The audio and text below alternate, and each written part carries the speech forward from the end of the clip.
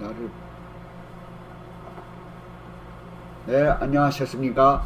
오늘은 마지막 때 72회 7월 17일 예수님의 생애 6번째를 맞이했습니다. 지난주에도 지붕으로 내린 중풍병자와 그 세리 마태가 제자가 된 거에 대하여 말씀을 드렸죠.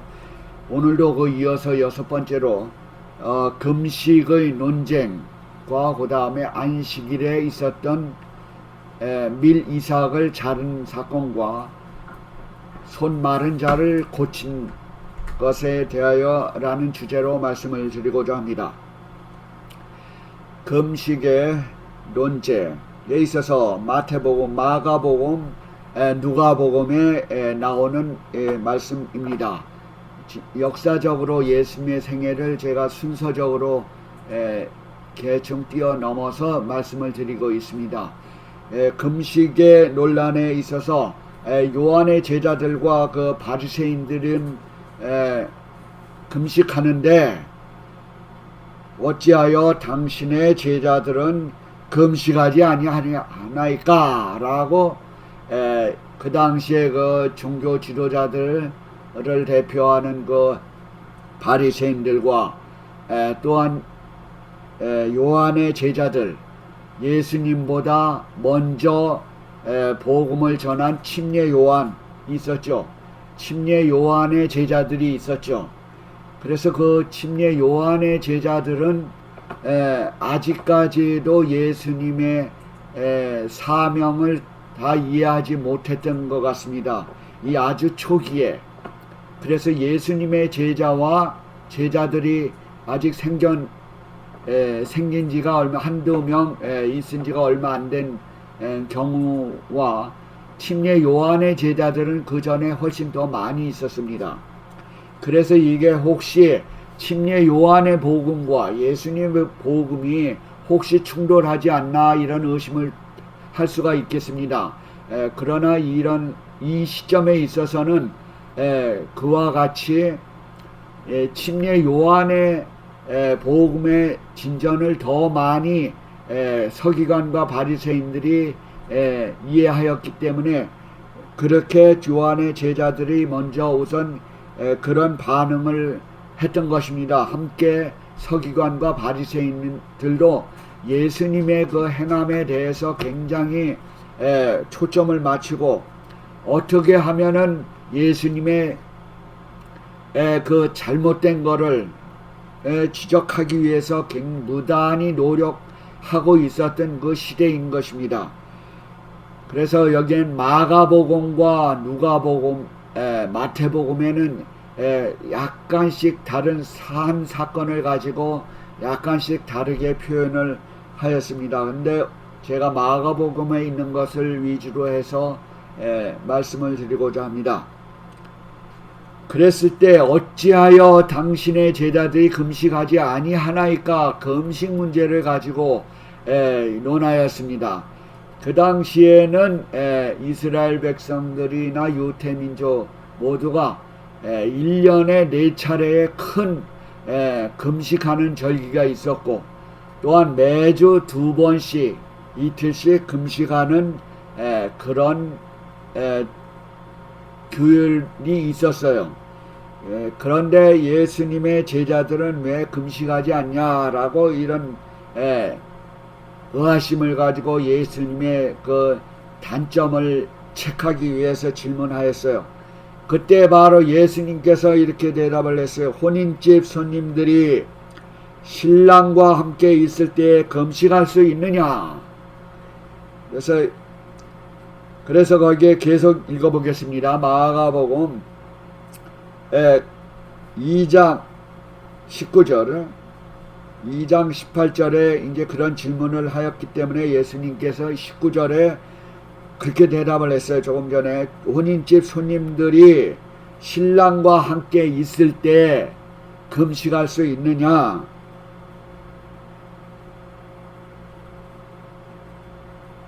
그래서 그러나 20절에 그러나 신랑을 빼앗길 날이 이르리니 그날에는 금식할 것이니라 그렇게 말씀을 했어요. 그 다음에 또 쭉 읽어보겠습니다. 그러나 신랑을 빼앗길 날이 이르니 그날에는 금식할 것이니라. 그 다음에 또 한 말을 계속 이어서 22절에 이렇게 말을 했어요. 새 포도주를 22절 새 포도주를 낡은 가죽 부대에 넘기십시오. 낡은 가죽 부대에 넣는 자가 없나니 만일 그렇게 하면 새 포도주로 부대를 터뜨리고 포도주와 부대를 버리게 되리라. 그래서 여기에는 그 대답이 이제 금식 문제의 논란에 있어서 세 가지 대답을 한 경우죠. 첫 번째는 혼인 집에 손님들이 신랑과 함께 있을 때 금식할 수 없는 것처럼 할 수 없다는 걸 얘기했고, 그 다음에 신랑을 빼앗길 날이 온다. 그 다음에는 생배 조각을 낡은 옷에 붙이는 자가 없다.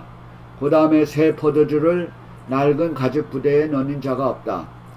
예수님께서 말씀하실 때는 이렇게 꼭 거의 비유적인 얘기를 함으로써 이해를 돕고 있습니다. 그래서 예수님이 혼인 지배를 얘기하면서 신랑을 빼앗길 날이 이르니 그날에 금식할 거다.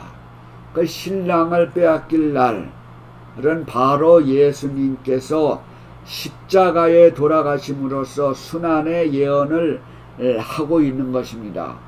그래서 신랑은 예수님을 가리키고 있어요. 그래서 신랑은 우리 예수님을 따르는 모든 백성들을 신부로 상징을 했어요. 그래서 예수님이 미래에 어떻게 될 것을 십자가에 달려 돌아갈 것을 예언하고 있는 것입니다. 하늘로 올라가는 것입니다. 예수님께서. 그렇기 때문에 이런 상징적인 그 예화를 미리 들은 거예요. 그 다음에 생배조그에 낡은 옷에 붙이는 자가 없나니 생배 조각이라고 하는 것은 아그나토스라고 헬라어에 나와 있는데, 이것은 빗질하지 않은 뜻, 또한 다듬어지지 않은 것, 바로 끝 손질을 하지 않은 생조각, 이것은 바로 그대로 놔주세요. 이것은 바로 예수님이 이 땅에 나셔서 십자가에 아직 돌아가지 않은 그 상태를 얘기하고 있어요. 십자가에 돌아가지 않은 상태, 우리의 구원의 과정을 다 이루지 않은 상태를 얘기하고 있어요. 그래서 생배조가 그 예수님의 그 상황을, 현재 상황을 얘기하고 있어요. 그래서 예수님의 현재 생활을, 예수님의 그것을 낡은 옷에 붙이는 자가 없다. 예수님의 그 생애는 유태인들의 잘못된 것을, 고정관념을 깨기 위해서 굉장히 그 복음을 올바로 전하기 위해서 아주 노력을 하고, 현재 이스라엘 백성, 현재 그 유대 민족이 예수님과 하나님을 따르는 방법을 더 확실하게 얘기해 주고 있는 거예요. 그래서 낡은 옷은 바로 유대 전통을 얘기하고 있어요. 그러니까 예수님 생배조각은 예수님을 상징하고 있어요. 예수님을 유대 민족의 그 관습에 일치시키는 것은, 예를 들면 붙이는 자가는 합당치 않다는 것을 얘기를 하고 있는 것입니다. 그래서 예수님께서는 아직 십자가에 돌아가시지 않았기 때문에 아직 구원자로서 구원의 길을 걸어가고 있는 거예요. 많은 백성들의 죄를 담당하시고 구원의 길을 향해서 가고 있는 순간에 예수님께서는 이 바리새인과 그 무리들을 향해서 얘기하고 있는 예화 중에 하나인 것입니다. 그래서 이 생배조각을 예수님의 모든 그 생애, 그러니까 금식의 논쟁뿐만 아니라 사실은 병을 고치는 일, 안식일에 병을 고치는 일, 이런 것도 다 유대 민족의 낡은 옷을 깨기 위한 거예요. 하나의 의식적이고, 그들이 아직도 예수님을 메시아라는 것을 모르고 있기 때문에 예수님의 심정은 아직도 답답한 심정에서 말을 하고 있는 것입니다. 그 다음에 새 포도주를 낡은 가죽 부대, 예수님을 새 포도주로 상징을 했어요. 예수님은 우리 사람들 마음 가운데서 생생한 진리가 소생하기를 원하고 있었던 것입니다. 그래서 진리를, 예수님의 복음의 진리를 상징하고 있는 것입니다. 또 여기에 낡은 가죽 부대, 또 바로 유대인들의 그 풍습과 고정관념과 유태 사상의 그 아주 그 율법주의적인 그런 것을 얘기하고 있어요. 그래서 새 포도주, 예수님의 복음의 기별은 새로운 것입니다. 새 포도주를 어떻게 유대민족의 그 전통과 그런 풍습과 그런 낡은 그 율법주의적인 사상에 넣을 수가 있겠느냐. 그래서 만약에 그 예수님의 모든 풍습과 예수님의 생애가 그 유대민족의 풍습에 젖어든다면은 역시 그것은 복음의 기별이 아니 되겠죠. 그래서 새 포도주는 새 부대에 넣느니라. 오직 새 포도주는 새 부대에 넣느니라. 그래서 예수님의 진리의 말씀은 새로운 기별이 되고 이스라엘 백성들의 고정관념을 깨고 있는 것입니다. 그래서 금식 문제로 인하여 이 세 가지 그런 예화를 통해서 예수님의 오신 목적을 얘기하고 있는 것입니다. 예수 그리스도를 상징하고 있는 거예요.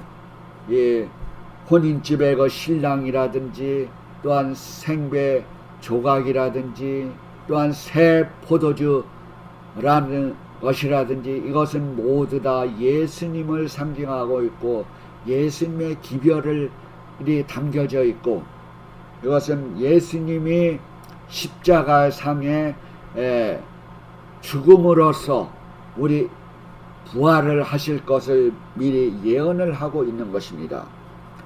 그래서 여기에 새 포도주와 또한 새 부대를 넣느니라 라고 하는 것은 새로운 감을 주고 있죠.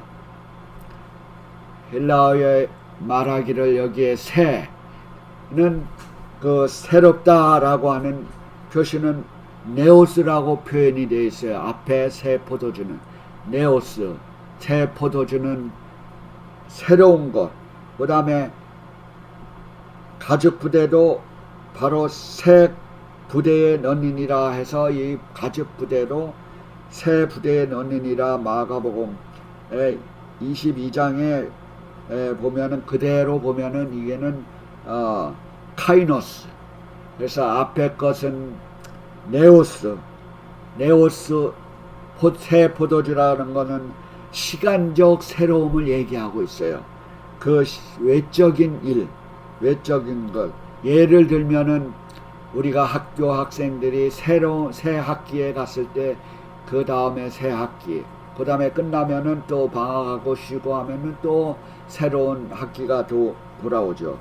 그 다음에 직장 생활을 할 때 우리가 새로운 직장을 떠났을 때 예를 들면은 얘기를 하고 있는 거예요. 제가 새 학기, 또한 새 직장, 또한 갑자기 부자가 되었을 때 새 살림을 살고, 또한 그런 것을 새롭다, 네오스를 그렇게 새 포도주를 표현을 하고 있어요. 그 다음에 이것을 새 부대에 넣느니라 라고 했을 때는 질적인 문제, 카이노스, 질적으로 그 맛이 더 좋다라고 했을 때, 내적으로 더 새로운 감을 느꼈을 때 새 부대에 넣는다라는 그런 의미가 있어요. 이것은 바로 예수님을 가리켜서 하는 말입니다. 그래서 새 포도주나 새 부대는 아주 튼튼하고 맛이 있고 새로운 감을 느끼게 됩니다. 바로 예수님의 복음의 기별은 이전에 있었던 그 기별과 더 새로운 감을 가져오죠. 예를 들면 소돔과 고모라 시대에 거기에서 구원함을 받은 새로운 맛, 그 다음에 침례 요한이 나와서 복음을 기려온 기별, 노아 홍수 때의 그 기별, 이것도 다 구원을 얻기 위한 노아 홍수를 예고하고 그 노아 방주에 들어가기를 원하는 노아가 전했던 120년의 기별도 그 당시에는 새로운 것이었죠.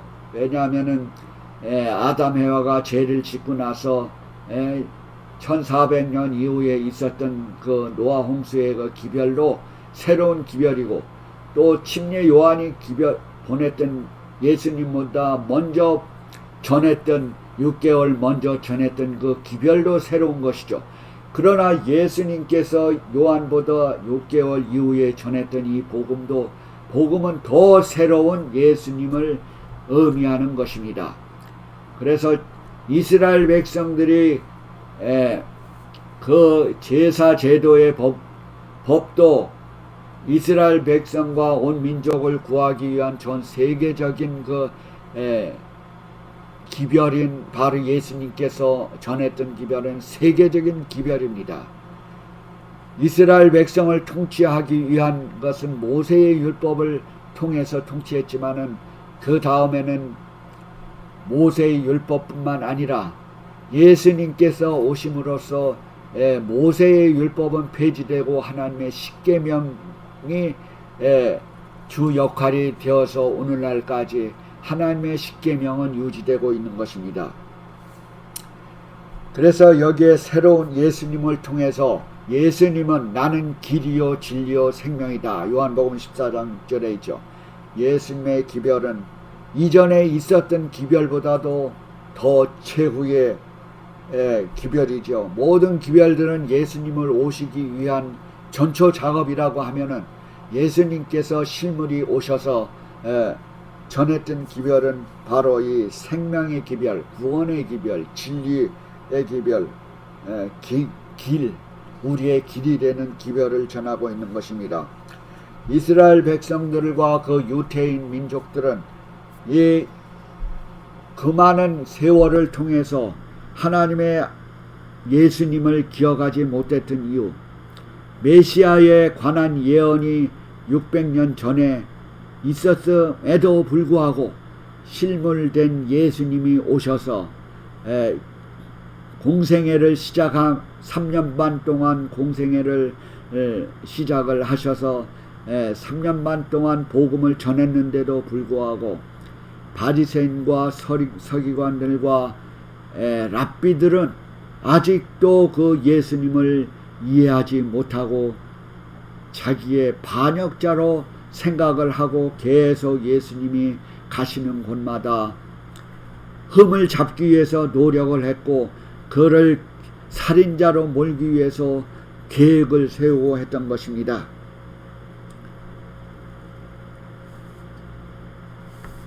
그래서 예수님이 그 다음에 마가복음 2장 24절에 금식의 논쟁이 끝난 이후에 그로 또 안식일에 밀밭 사이를 걸어가게 되었죠. 제자들과 함께. 그랬을 때 그때의 밀밭 사이로 이제 가실 때 그 바리새인들이 예수님께 말하기를 어찌하여 하지 못할 일을 하나이까? 이렇게 바리새인들은 예수님께 또 지적을 했던 것입니다. 사실은 이 제자들이 밀밭 사이를 가면서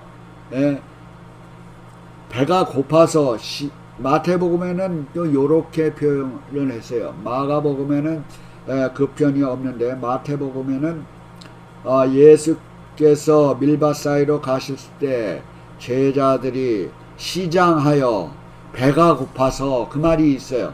그러니까 우리가 이 사복음서를 쭉 보면은 안식일에 왜 제자들이 밀을 잘랐을까 했을 때 그걸 잘 몰라요. 근데 이 마태복음 12장의 1절에 보면은 제자들이 시장하여 배가 고파서 허기가 지니까 이삭을 잘라 먹으니, 그거를 비비어 잘라 먹었다고 했어요. 그래서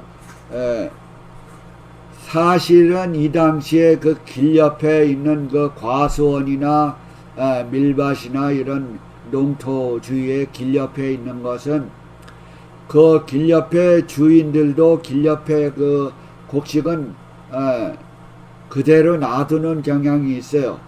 그래서 왜냐하면 지나가는 사람들이 그것을 이렇게 먹고 하는 거가 이렇게 불법적인 일이 아니었던 것입니다.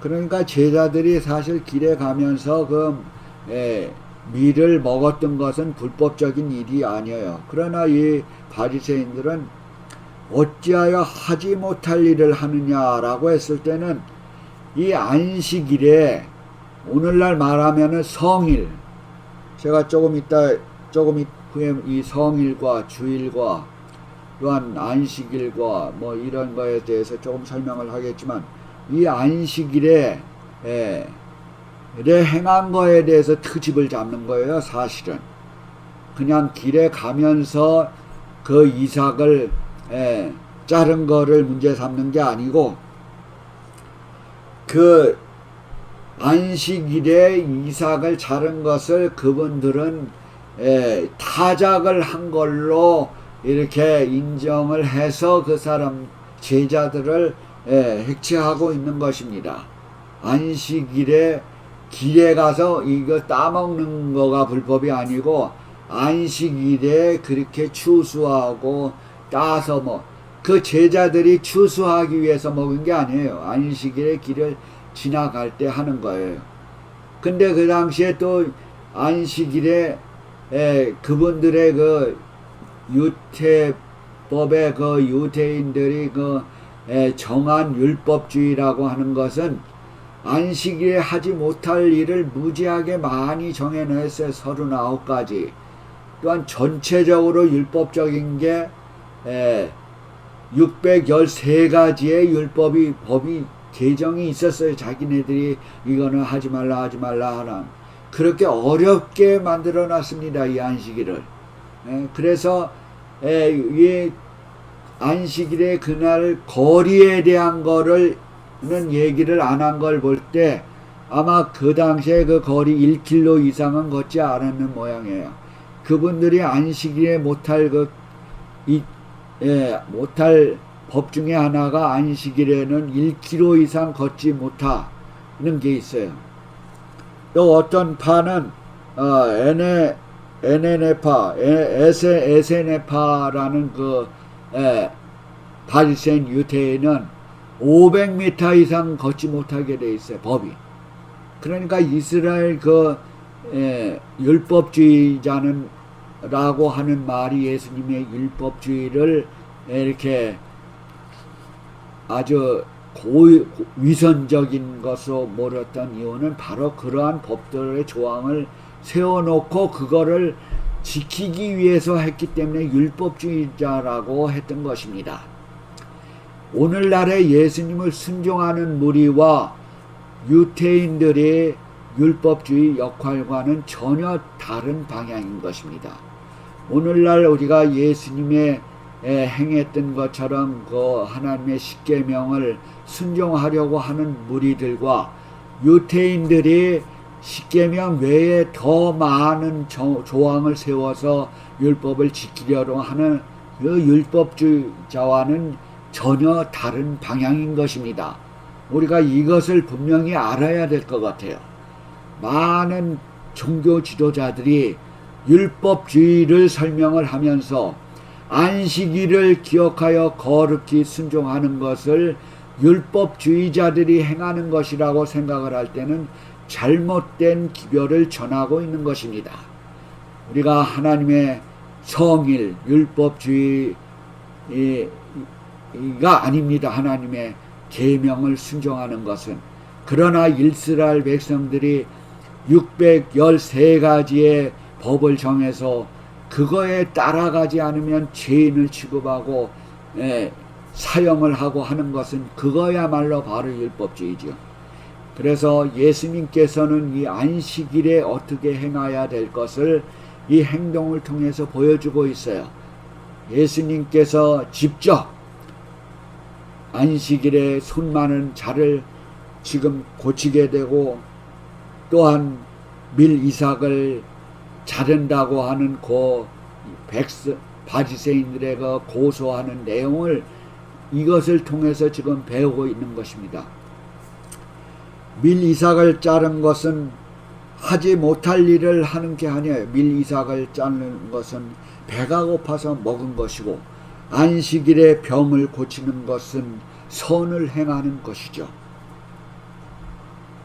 그랬을 때 그 예수님의 대답이 또 이렇게 있어요. 마태복음에는 없지만은 마가복음에는 없지만 마태복음의 12장 3절로 5절에 이렇게 말했어요. 다윗이 자기와 함께한 자들이 시장할 때에 한 일을 잊지 못하느냐, 이런 대꾸를 하셨어요.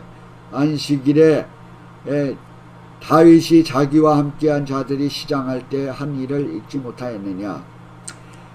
유대민족에게는 다윗이나 이 아브라함이나 모세나 이런 사람들의 행한 거에 대한 큰 권위는 인정을 했어요. 존경을 하고. 그러나 예수님이 나와서 이렇게 활동하는 거에 대해서는 아주 무시하는 경향이 있기 때문에 예수님께서 구약을 이용하면서 다윗이 한 거에 대하여는 잊지 못하였느냐라고 했을 때는 그 성경 말씀도 아직도 구약을 다 모르는 상황인 것입니다. 바리새인들이.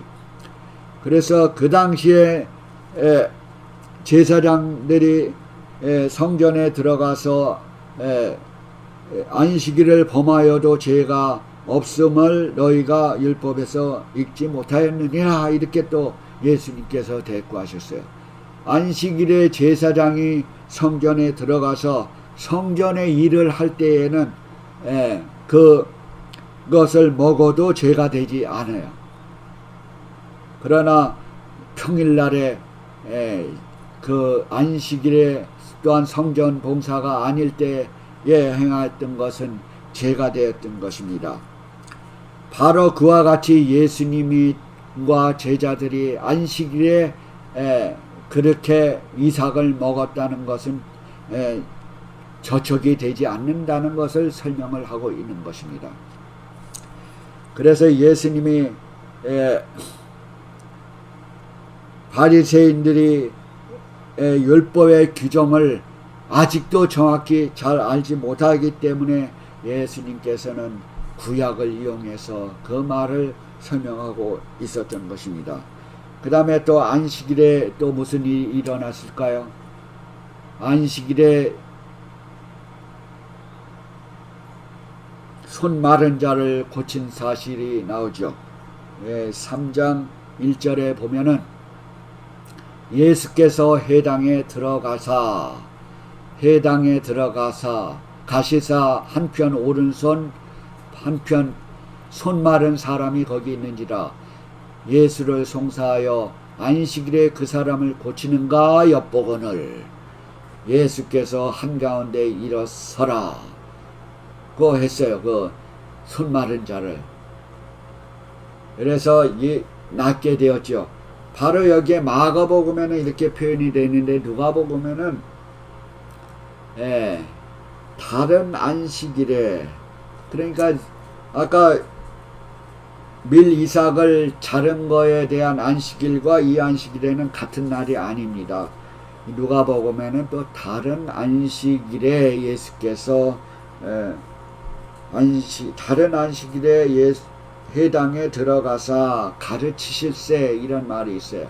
그러니까 예수님께서는 회당에 들어가서 병 고치는 것보다 먼저 가르치는 일을 행하시고 그 다음에 손 마른 사람을 또 고쳤던 일이죠. 그래서 이 다른 안식일에 또 들어가서 여전히 자기의 규례대로 안식일을 기억하여서 거룩히 순종하였다는 것을 우리는 알 수가 있는 것입니다. 그래서 그 당시에 바리새인과 서기관과 예수님을 지적하는 것은 바로 자기네들이 세우는 법의 기준에 의해서 예수님을 고소하고 있는 것입니다. 그래서 예수님께서 말씀하시기를 안식일에 선을 행하는 것과 악을 행하는 것, 또 생명을 구하는 것과 죽이는 것, 어느 것이 옳으냐? 라고 예수님께서 대답을 하셨어요. 그랬을 때 제자들과 함께 그 많은 청중들이 잠잠하거늘 이렇게 표현을 했어요. 그래서 예수님께서 또 말씀하시기를 마태복음에는 또 이런 예화가 있어요. 그거에 대한 대답으로 양이 물속에 빠졌는데 양을 건지지 않겠느냐.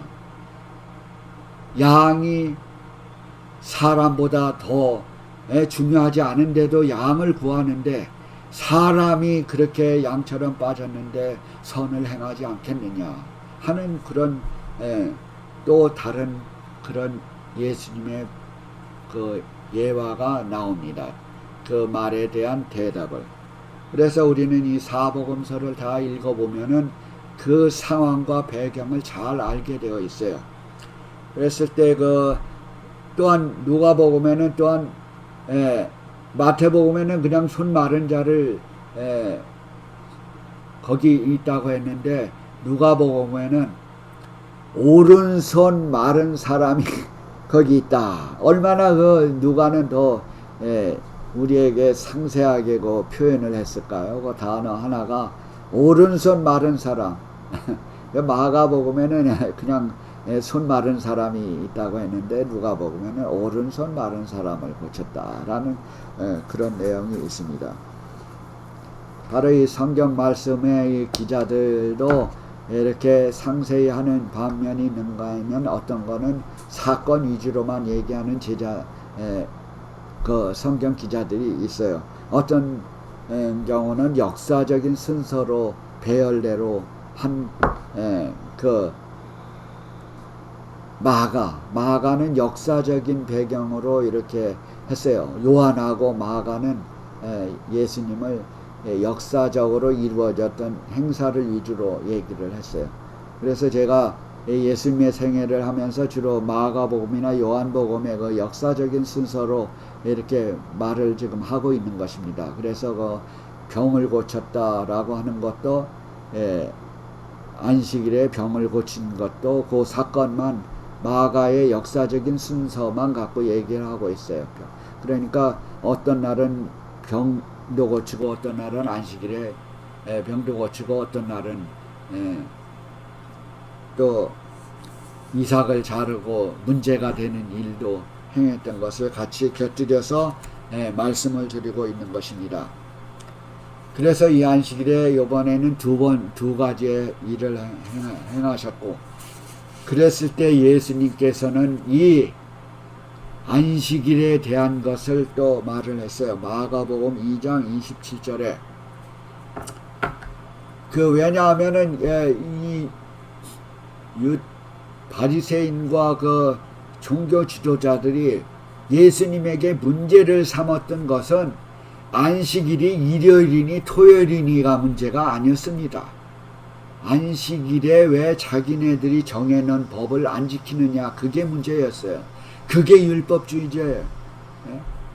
그래서 안식일이 왜 토요일날 병을 고치느냐가 문제가 아니었어요. 자기네들이 행했던 그를 병 고치는 일, 이걸 못하게 돼 있어요. 안식일에 그분들은 병 고치는 일은 아주 이머전시, 죽어가는 경우에만 그거를 허용을 했어요.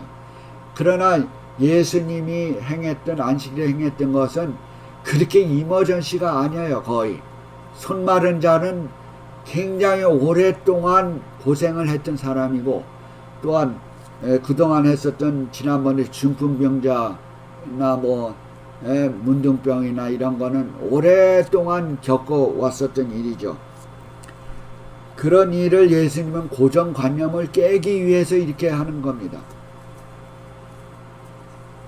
그래서 오늘날은 우리가 이 안식일을 일요일로 생각을 하는데, 오늘날 문제는 안식일이 토요일이니 일요일이니 오늘은 또 그렇게 문제가 삼아요. 사실은 예수님의 당시에는 토요일이니 일요일이가 문제가 아니었어요. 왜냐? 성경 말씀대로 이루어졌기 때문에. 만약에 이스라엘 백성도 태초부터 하나님의 창조의 거룩한 안식일을 그대로 준행해 왔다면은 이교 종교가 아마 나타나지 않았을 거예요. 이방 종교가. 그러나 시대가 많이 흐름으로써 안식일을 거룩히 보내는 것을 잊어버리고 눈이 멀어서 이스라엘 백성도 행해져 왔기 때문에 그 날에 관한 거는 변함이 없었지만은 안식일을 거룩히 보내고 선을 행하고 하는 것을 잊어버리고 자기네 나름대로의 법을 만든 게 문제였던 것이죠. 오늘날에는 이 날짜를 잘못 이해를 하는 것에 문제가 되어 있습니다. 변질이 되어서 이 거룩한 안식일이 토요일이라는 것을 지금은 잊어버리고 있죠. 바로 예수님께서 마가복음 2장 28절에 안식일은 주인이라, 안식일의 주인이니라 이렇게 말을 하고 있죠. 인자는 안식일의 주인이니라. 27절에 이 안식일에 대한 일을 행한 거에 대하여 굉장히 그 바리새인들이 트집을 잡기 때문에, 안식일은 너희들이 지키는 그렇게 괴로운 날이 아니고 사람을 위해서 있는 것이다. 안식일은 사람을 위하여 있는 것이요 사람이 안식일을 위하여 있는 것이 아니니.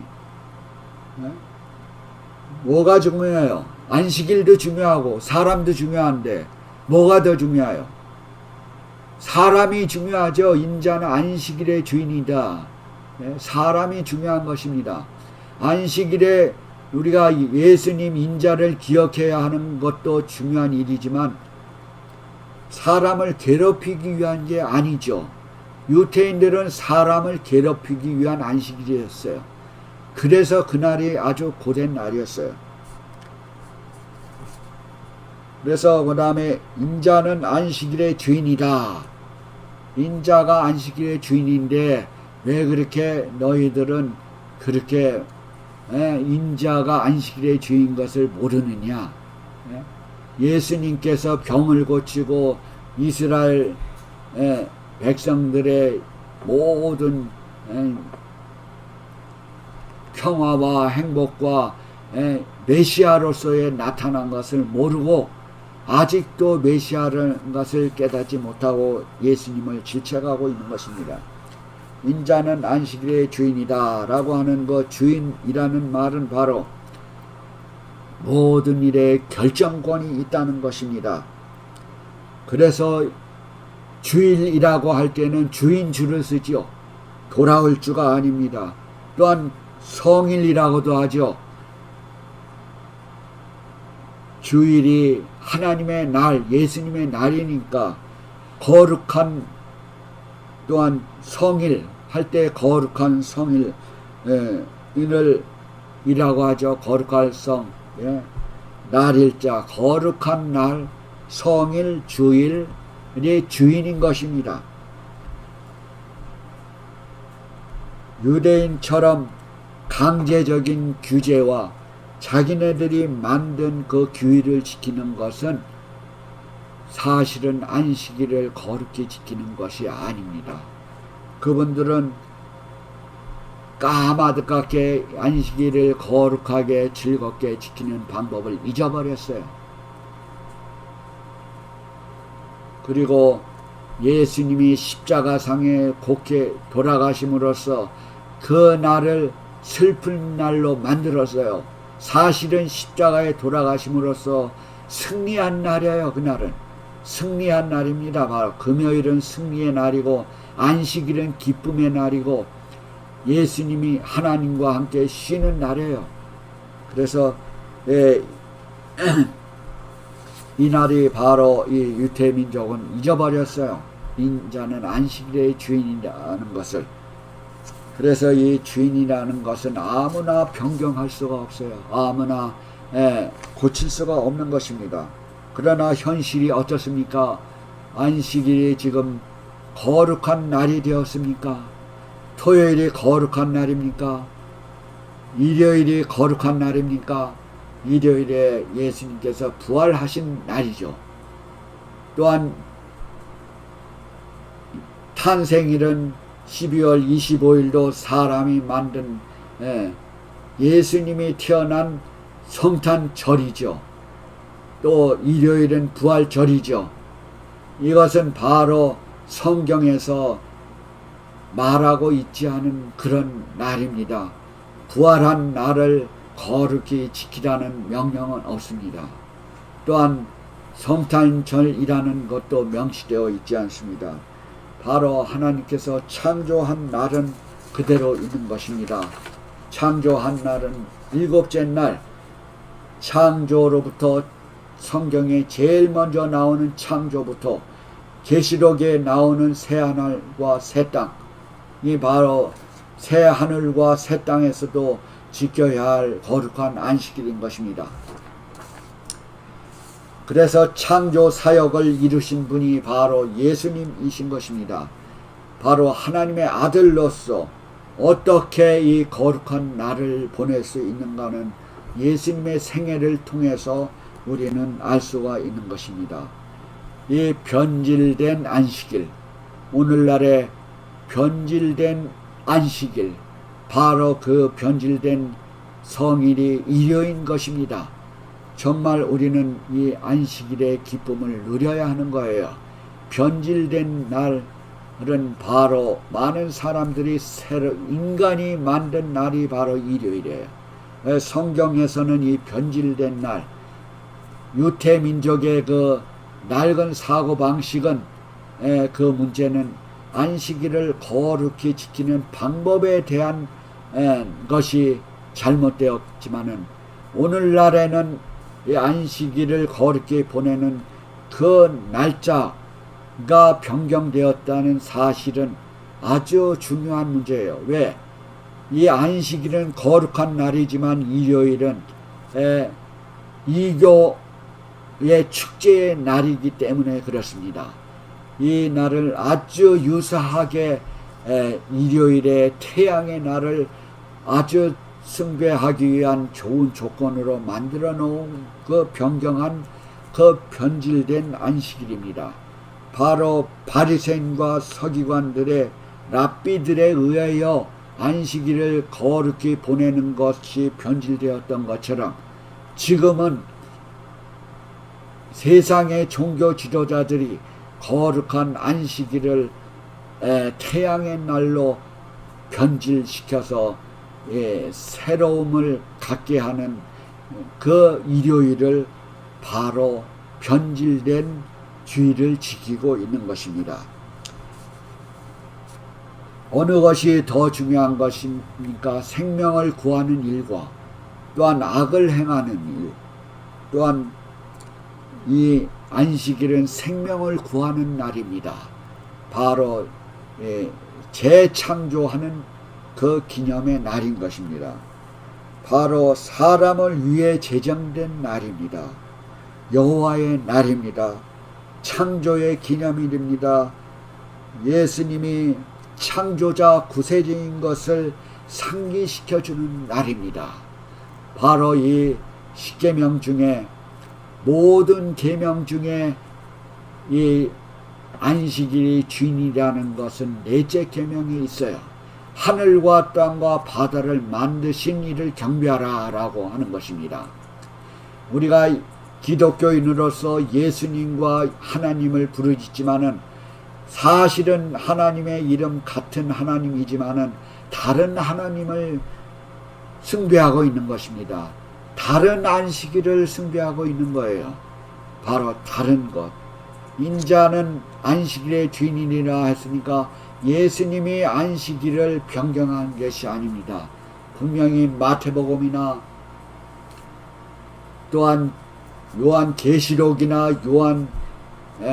다니엘서나 요한계시록이나 모든 것이 마지막 때에 있을 경배의 초점이 바로 이 경배의 날, 어느 것이 주일이고 어느 것이 성일이고 어느 것이 참된 예수님께서 정하여 준 이 기념일인가를 우리는 이해하는 것이 이 마지막 때에 있어야 할 일이고 마지막 때의 경배의 초점이 되는 것입니다. 그래서 저는 오늘 이 시간을 통해서 예수님의 생애의 6번째를 통해서 예수님의 병을 고친 것이나 또한 금식의 논쟁에 있어서나 이 모든 것이 예수님을 초점을 맞추고 있는 거예요. 그래서 제가 한 날을 강조하기 위한 게 아닙니다. 예수님이 오신 그 참된 복음의 기별을 이해하기 위한 말씀인 것입니다. 그래서 우리는 예수님을 통해서 정말로 예수님께서 그렇게 행했는가 확인을 해야 할 필요가 있는 거예요. 유태민족이 유태인이 예수님을 알아보지 못했던 것입니다. 아직도 그들은 이 자기네들이 만들어 놓는 그 율법주의에 의해서 정해지고 있지만은 신약의 그 기별을 받고 있지 않은 것입니다. 그러므로서 오늘날 우리들에게 있어서 유태민족의 그날을 잘못 보냈던 상황을 깨우쳐서 우리는 이 거룩한 안식일을 토요일을 성경 말씀대로 예수님이 생애하셨던 것을 똑같은 것을 우리는 품성을 담고 예수님을 모본으로 삼아서 따라가는 것이 하늘 백성의 기준이 아니고 특징이라고 생각이 됩니다. 그래서 오늘은 창조사역을 이루신 그 예수님, 메시아, 참된 거룩한 날을 우리에게 알려주시고 방법을 알려주신 것에 대해서 감사하지 않습니까? 다가오는 일주일 동안도 하나님의 사랑과 예수님의 은혜와 성령의 교통하심이 여러분과 여러분 가정에 임하시기를 기도드립니다. 감사합니다.